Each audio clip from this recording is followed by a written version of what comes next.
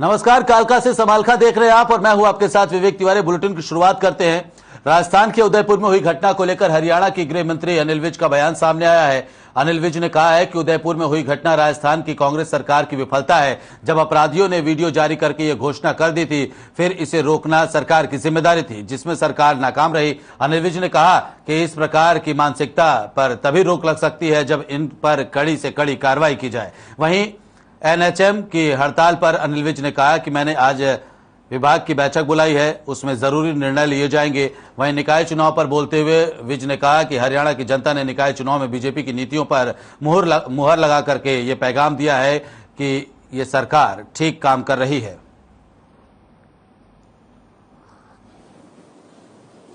फिर सरकार का दायित्व, ये राजस्थान की कांग्रेस सरकार की बहुत बड़ी विफलता है। जब अपराधियों ने पहले घोषणा कर दी, 17 तारीख को वीडियो जारी कर दी,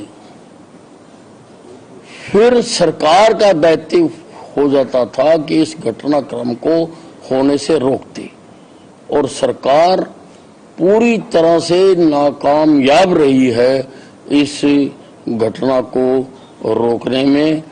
तो कांग्रेस को रोका किसने था? हमने तो नहीं रोका। और कांग्रेस जो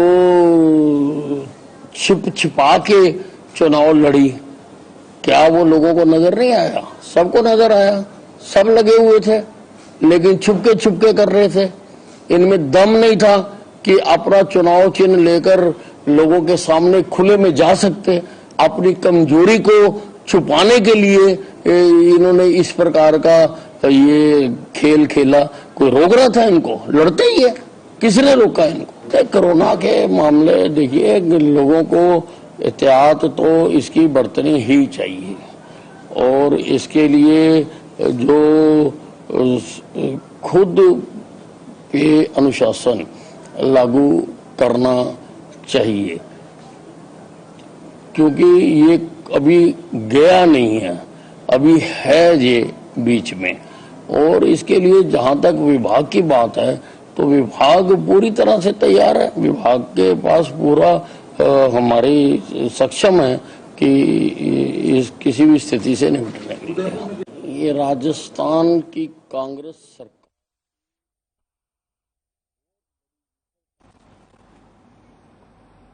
वहीं प्रदेश में बिजली की स्थिति को लेकर प्रदेश के बिजली मंत्री रणजीत सिंह चौटाला का बयान सामने आया है। बिजली उपभोक्ताओं को फ्रॉड कॉल आने पर भी बिजली मंत्री ने कहा है कि हमारे विभाग से अभी तक एक ऐसा कोई मैसेज भी नहीं आया है।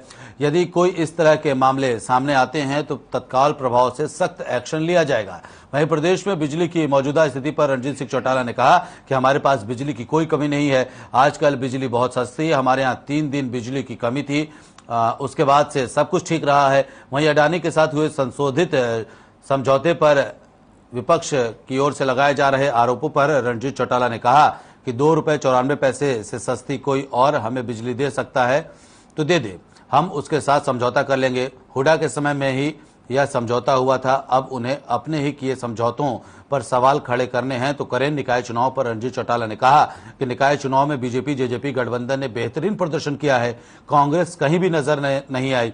वहीं रणजीत चौटाला ने जेलों को लेकर कहा कि हमारा जेल मैनेजमेंट बहुत बढ़िया है, हमारी जेलों में बड़े नामचीन लोग हैं, लेकिन हम पूरी सतर्कता बरते हुए हैं। इक्का दुक्का मोबाइल की शिकायतें जरूर आती हैं, लेकिन उन्हें सुलझा लिया जाता है।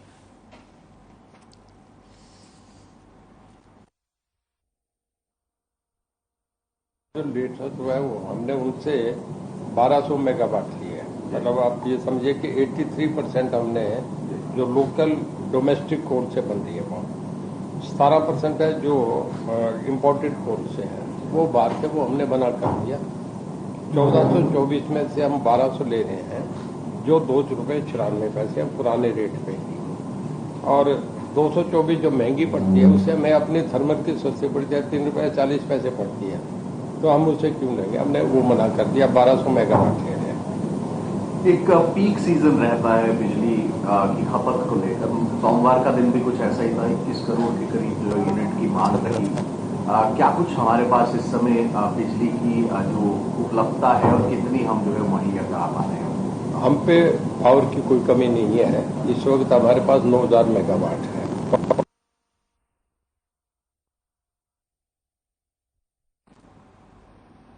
वहीं चंडीगढ़ में मंगलवार को जीएसटी काउंसिल की बैठक हुई, जिसकी अध्यक्षता केंद्रीय मंत्री निर्मला सीतारमण ने की। वहीं बैठक के बाद पिंजौर में रात्रि भोज के कार्यक्रम का आयोजन हुआ, जिसमें हरियाणा के मुख्यमंत्री मनोहर लाल, केंद्रीय वित्त मंत्री निर्मला सीतारमण और देश के कई राज्यों से आए राज्यपाल के साथ वित्त मंत्री भी शामिल हुए।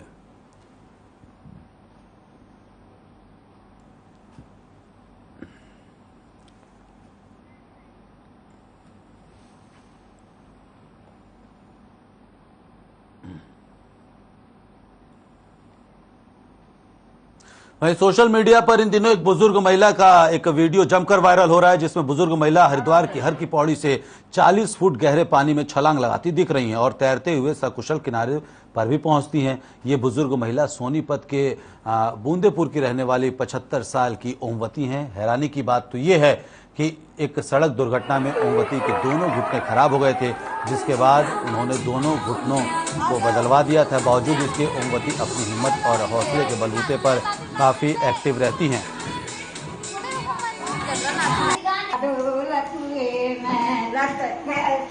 मेरी पोरी पोरी मटक थे मेरा जल कर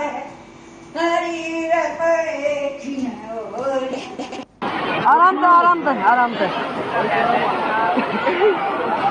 आराम से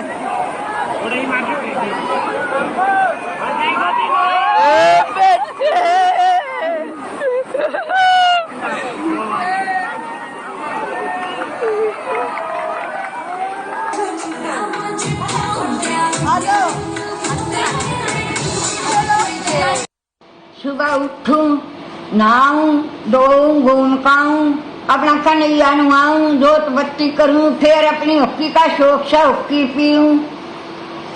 मेरी 2-4 सहेली आ जा, यहाँ बैठ कर ना बात करूं। मेरे दिन में कोई काम नहीं, मेरा परिवार बहुत अच्छा है। बूढ़े जिसा देवता नहीं, मेरी बहुआ जिसी बहू नहीं, वह बात है। आका पपनी सब न काम लगा है, पर मेरा परिवार ठीक है। मम्मी है और इनका बचपन से ही शौक है भाई अपना खेल कूद में स्पोर्ट्स की तरह, जैसे भाई कुएं की तराई, जोड़ की तराई, भाई कोई नदी है उसकी तराई, हर तराई कर आराम से करती है। शुरुआत से करती आ रही है। शुरुआत से जिस प्रकार पुल से छलांग लगाई और हाँ। काफी तेज बहाव था, वहाँ काफी खतरा भी था। हाँ खतरा था, लेकिन भाई इसका जो मन था, बड़ी उम्र थी, कहने लगी मैं एक बारी कूदूंगी, मगा कूद, कोई बात नहीं हम है, लेकिन ये अपने आप हमसे ज्यादा है। 75 साल की उम्र है और इसका पहले एक्सीडेंट भी हो चुका है और गुर्दों में वैसी कटोरी गल गया और इसको बचपन से ही ये तालाब में जोड़ों में कूदने का शौक था। और ये हरिद्वार गई थी, हरिद्वार में वहाँ किसी को नहाते देखा, बोली मैं भी वहाँ नहाऊंगी। आराम से आराम से आराम। वहीं पॉक्सो एक्ट मामले में सेंट्रल जेल में बंद एक बंदी ने मंगलवार को फांसी का फंदा लगा करके जान दे दी। बंदी जगाधरी के नालागढ़ गांव के गुरमीत सिंह को सोमवार को ही पुलिस ने जेल में लाई थी। मंगलवार शाम करीब 6 बजे उसने जेल में एक पेड़ पर परने के सहारे फंदा लगा लिया। जब तक जेल प्रशासन उसे अस्पताल लेकर पहुंचा, तब तक उसने दम तोड़ दिया था। अंबाला सेंट्रल जेल में शाम करीब 6 बजे बंदियों की गिनती होती है। उस दौरान पुलिस कर्मी भी चप्पे चप्पे पर तैनात होते हैं। ऐसे में जेल में खुले में बंदी ने पेड़ पर फंदा लगा लिया और किसी को पता तक नहीं चल सका। बता दें कि सेंट्रल जेल में इससे पहले भी कई ऐसे मामले सामने आ चुके हैं।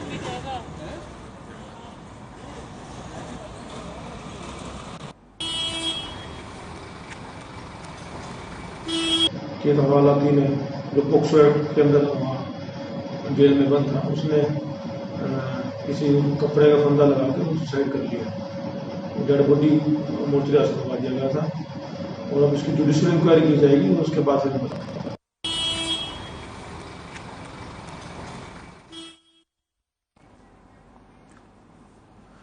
खबर अंबाला से, जहां एक व्यक्ति को करंट लगने के बाद परिजनों ने नागरिक अस्पताल में भर्ती कराया, लेकिन इलाज के दौरान व्यक्ति की मृत्यु हो गई, जिसके बाद घर के सदस्यों ने नागरिक अस्पताल के बाहर धरना प्रदर्शन शुरू कर दिया। इस दौरान परिजनों ने अस्पताल पर आरोप लगाते हुए कहा कि इस अस्पताल में आने से व्यक्ति बचता नहीं बल्कि उसकी मृत्यु हो जाती है। मौके पर पहुंची पुलिस ने मृतक के परिजनों को समझा बुझाकर घर जरूर भेज दिया और शिकायत के आधार पर अस्पताल के खिलाफ केस दर्ज कर लिया। मेरे को कोई कफन मुहैया करवा दो।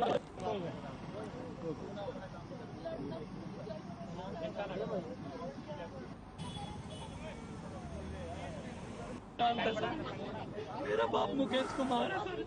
मुकेश कुमार को हल्का करंट का झटका लगा था सर। हम सिविल अस्पताल लेके आए। मुकेश नाम का एक व्यक्ति था जो घर पर कुछ अपना बिजली का काम कर रहा था, जिसको करंट लगने से सिविल हॉस्पिटल में लाया गया। जहां डॉक्टरों ने चेक किया तो उस टाइम तक उसकी मृत्यु हो चुकी थी और डॉक्टरों ने मृत घोषित कर दिया था। लेकिन घर वालों को थोड़ा सा डाउट था कि भी वो जीवित था, लेकिन उसके बारे में तो अच्छे से जो भी एक्सपर्ट होता है, जैसे हमारे डॉक्टर्स होते हैं, वही बता पाएंगे।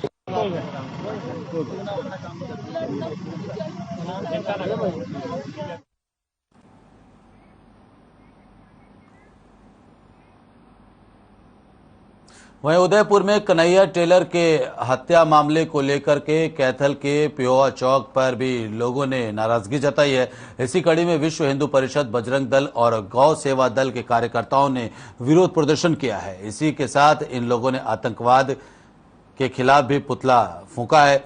प्रदर्शन कर रहे लोगों ने केंद्र सरकार और राष्ट्रपति से मांग की है कि राजस्थान में राष्ट्रपति शासन लागू किया जाए। इसी के साथ इन संगठनों ने ऐलान किया है कि 30 जून को कैथल आतंकवाद के विरोध में 10 बजे तक बंद रहेगा।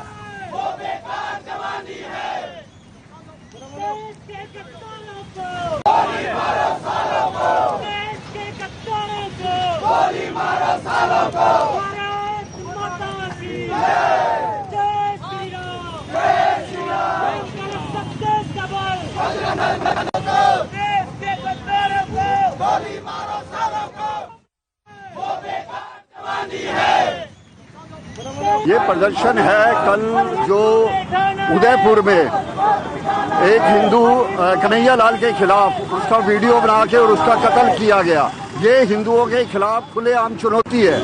20% अल्पसंख्यक होते हुए मुसलमान भी 80% हिंदुओं को चैलेंज कर रहे हैं कि हम तुम लोगों के ऊपर खुल के अत्याचार करेंगे। और देखिए, बात सबसे बड़ी बात ये है कि जहांगीरपुरी में जहां बजरंग दल का, जहां हनुमान जी का जन्मोत्सव मनाया गया, खुलेआम वहां मस्जिद के ऊपर से पत्थर फेंके गए। जो ये राजस्थान के अंदर घटना हुई है, ये एक तालीबानी घटना है और जो एक निहत्थे कन्हैया के ऊपर गला काट करके पहले वीडियो बनाया गया और फिर उसकी हत्या कर दी गई। ये एक तुष्टीकरण की नीति जो राजस्थान की सरकार चला रही है, वो हिंदुओं के ऊपर एक चुन चुन करके हमले कर रही है। और ये विरोध जो प्रदर्शन है उसके खिलाफ प्रदर्शन है। जो हिंदुओं के साथ इतनी बुरी तरीके से बर्बरता से ये घटनाएं हो रही हैं, हम उसका पुरजोर तरीके से विरोध करते हैं।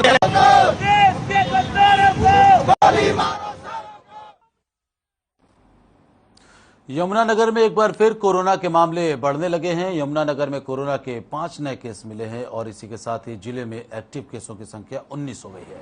वहीं civil surgeon doctor Manjit Singh ने बताया कि कुल 19 लोगों में 3 लोग अलग अलग अस्पतालों में भर्ती हैं, जबकि 16 लोग होम आइसोलेशन में हैं। उन्होंने कहा कि कोरोना को हल्के में ना लें। जिन लोगों की बूस्टर डोज या दूसरी डोज नहीं ली है वे अपनी डोज लगवाएं, क्योंकि कोरोना से बचाव का एकमात्र उपाय वैक्सीनेशन ही है। जो बूस्टर डोज की बात करें जी, जो बूस्टर डोज है तो जिसको हम प्रिकॉशनरी डोज कहते हैं, अब के थोड़े से केस हाल ही में बढ़े हैं। अभी हमारे पास जिले में 19 एक्टिव केस हैं, जिनमें से 3 पेशेंट हमारे एडमिट हैं। एक मुलाना में है, एक देहरादून में है, एक अम्बाला की तरफ है। और वो थोड़े बुजुर्ग होने के नाते प्रिकॉशनरी तौर पे, हालांकि ऑक्सीजन सपोर्ट में हैं और थोड़ी एज्ड हैं, तो उनको, बाकी हमारे 16 पेशेंट होम आइसोलेशन में हैं।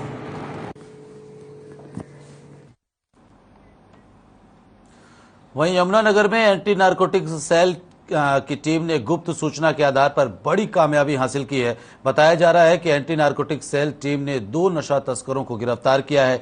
साथ ही इन तस्करों के पास से 150 ग्राम हेरोइन जब्त की है। साल 2022 में यमुनानगर में हेरोइन पकड़े जाने का यह पहला मामला है। कार्रवाई कर रहे टीम इंचार्ज ने बताया कि उन्हें सूचना मिली थी कि हुडा सेक्टर 17 से 2 युवक नशा लेकर मुस्तफाबाद की जाएंगे और इसी आधार पर टीम ने इस कार्रवाई को अंजाम दिया है और 150 ग्राम हेरोइन के साथ में 2 हेरोइन तस्करों को गिरफ्तार किया है।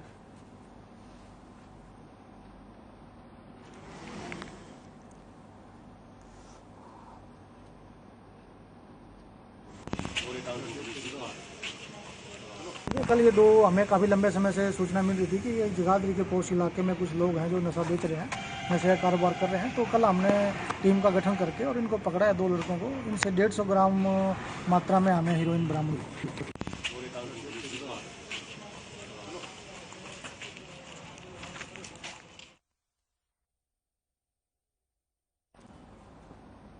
वहीं कुरुक्षेत्र में आगामी 25 अक्टूबर को सूर्य ग्रहण मेले का आयोजन किया जाएगा, जिसको लेकर लघु सचिवालय के सभागार में उपायुक्त मुकुल कुमार ने कई अधिकारियों के साथ बैठक की। इस दौरान सूर्य ग्रहण मेले की तैयारियों को लेकर अधिकारियों को आवश्यक दिशा निर्देश दिए गए। उन्होंने कहा कि इस मेले में करीब 10 लाख लोगों के आने की उम्मीद है। जो लोग मेले में आएंगे उन्हें किसी प्रकार की कोई समस्या नहीं होनी चाहिए। इसके अलावा उन्होंने जीएम रोडवेज को कहा कि मेले से संबंधित अस्थायी बस स्टैंड बनाया जाए ताकि यात्रियों को कोई असुविधा न हो। इसके अलावा बिजली विभाग के अधिकारियों को भी निर्देशित किया गया है। वहीं पुलिस विभाग के अधिकारियों को सुरक्षा को लेकर अपने कर्मचारियों की ड्यूटी लगाएं और सेक्टर वाइज प्रत्येक नाके पर एक इंचार्ज होना चाहिए, ऐसे निर्देश दिए गए हैं।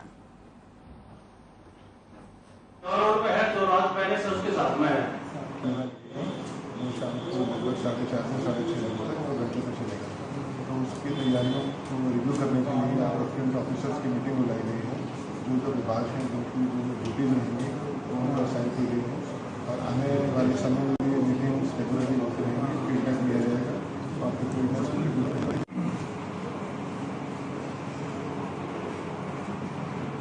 मेला प्रचार के लिए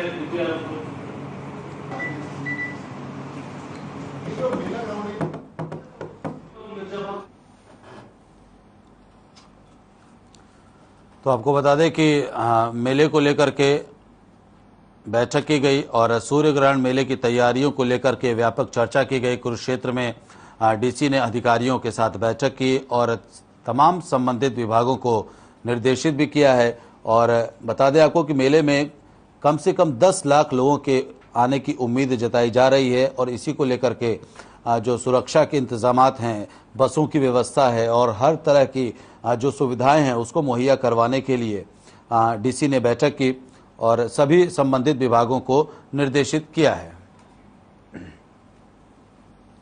वहीं मुख्यमंत्री मनोहर लाल ने पंचकुला में सूक्ष्म सिंचाई की 7,500 प्रदर्शन परियोजनाओं का उद्घाटन किया है। पंचकुला में आयोजित इस कार्यक्रम का वीडियो कॉन्फ्रेंस के माध्यम से सीधा प्रसारण किया गया। इस कार्यक्रम में वर्चुअल माध्यम से उपायुक्त अजय सिंह तोमर और संबंधित अधिकारी भी जुड़े। वीडियो कॉन्फ्रेंसिंग के बाद उपायुक्त ने सूक्ष्म सिंचाई जागरूकता रथ को हरी झंडी दिखाकर रवाना किया। इस दौरान उपायुक्त ने कहा कि पानी का उचित प्रबंधन समय की जरूरत है और उन्होंने कहा कि अगर हमने ध्यान नहीं दिया तो इसका खामियाजा आने वाली पीढ़ियों को भुगतना पड़ेगा। फुहारा सिस्टम लगाए और है जो समय समय पे हिस्टोरिकल हमारे पास में है, इंसिडेंट्स की कई बार टूट जाती है जिसकी वजह से काफ़ी बड़ा एरिया जो है फ्लडेड हो जाते हैं। इसके अलावा कुछ एक नहरें है या फ्लडी चैनल है जो कि टूटने से हो जाते हैं। उन्हीं सब प्रबंधन को देखते हुए इरिगेशन डिपार्टमेंट और दूसरे ऑफिशियल्स के साथ में मैंने पूरे घर के तक का बीट दिए है, जिसमें हमने देखा काफ़ी हद तक व्यवस्था ठीक है। जो सफाई है हर जगह पे वो भी हो गई किया जा रहा है तथा जैन इरिगेशन कंपनी से। वहीं हरियाणा रोडवेज में बसों के टिकटों में फर्जीवाड़े पर अंकुश लगाने के उद्देश्य से सरकार ने बसों में ई टिकट सुविधा की शुरू करने की योजना बनाई है, जिसका बल्लभगढ़ बस अड्डे से एनआईटी में केएल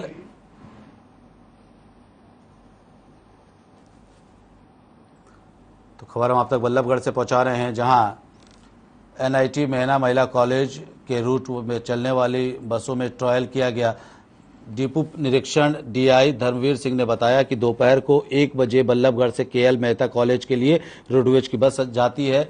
बस में मैनुअल टिकट की बजाय ई टिकट का प्रयोग किया गया। इस रूट पर सभी छात्राएं निःशुल्क सफर करती हैं, क्योंकि कॉलेज छात्राओं का हरियाणा रोडवेज की तरफ से निःशुल्क सफर करने की सुविधा दी गई है। इसके लिए पास बनाए जाते हैं। ई टिकट के माध्यम से इस रूट पर छात्राओं को निःशुल्क ई टिकट दी गई। और महाप्रबंधक लेखराज का कहना है कि कॉलेज के रूट पर ई टिकटिंग मशीन का ट्रायल किया गया है। उच्च अधिकारी के आदेश के बाद ई टिकट की सेवा को शुरू कर दिया गया है। इससे फर्जीवाड़े पर अंकुश लगेगा।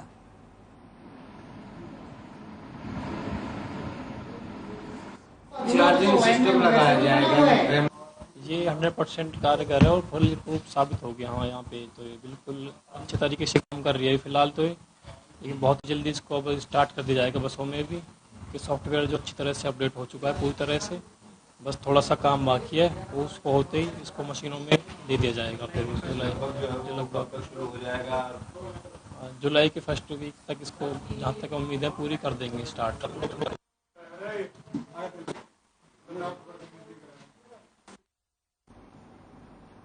वहीं रेवाड़ी में महिलाओं की शिकायत सुनने महिला आयोग की चेयरपर्सन रेणु भाटिया पहुंची। जैसे ही Renu Bhatia one stop centre पर पहुंची तो उन्होंने छोटी सी जगह में चल रहे वन स्टॉप सेंटर को देखकर नाराजगी जताई। उन्होंने कहा कि वन स्टॉप सेंटर सुविधाजनक स्थानों पर होना चाहिए, ताकि हर कोई वहां आसानी से पहुंच सके और सेंटर में हर तरह की सुविधाएं उपलब्ध हों। इसके साथ ही उन्होंने कहा कि इसे नए भवन में शिफ्ट कराने के लिए वो डीसी से बात करेंगी। वहीं पत्रकारों से बातचीत करने के दौरान रेणु भाटिया ने कहा कि 2017 की पॉलिसी के तहत देश भर में 700 से ज्यादा वन स्टॉप सेंटर चल रहे हैं और इन सेंटरों में महिलाओं की हर तरह की शिकायत समस्याओं का समाधान कराया जाता है।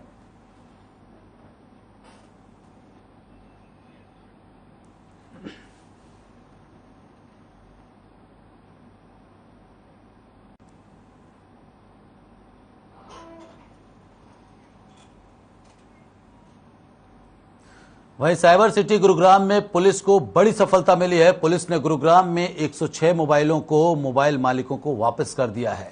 बताया जा रहा है कि ये सभी मोबाइल या तो चोरी किए गए थे या फिर छीना झपटी के दौरान लोगों से छीने गए थे, और कुछ मोबाइल ऐसे थे जो मालिक की गलती की वजह से ही या तो गिर गए या फिर गुम हो गए थे। वहीं अब लोग गुरुग्राम पुलिस की इस कार्रवाई से काफी खुश नजर आ रहे हैं। तो 106 मोबाइलों को उनके मालिकों को लौटाया गया है, वापस किया गया है। ये ऐसे मोबाइल थे जो या तो छीना झपटी या चोरी में लूट लिए गए थे, चोरी कर लिए गए थे, या फिर मोबाइल मालिकों की गलती की वजह से कहीं गिर गए थे या गुम हो गए थे। ऐसे मोबाइल फोनों को पुलिस ने बरामद कर लोगों को वापस किया है।